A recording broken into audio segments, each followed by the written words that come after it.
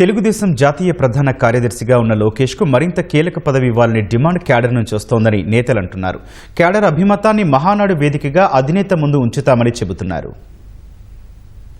ప్రధాన కార్యదర్శిగా ఉన్నటువంటి నారా లోకేష్ బాబు గారిని పార్టీ బాధ్యతలు చేపట్టాలి. ముఖ్యమంత్రిగా చంద్రబాబు నాయుడు గారు రాష్ట్ర అభివృద్ధి సంక్షేమం కోసం కృషి చేస్తుంటే పార్టీ బాధ్యతలు లోకేష్ బాబు గారు స్వీకరిస్తే బాగుంటుందనేటువంటి డిమాండ్ ప్రజల నుంచి, పార్టీ శ్రేయోభిలాషుల నుంచి, కార్యకర్తల నాయకుల నుంచి వస్తుంది.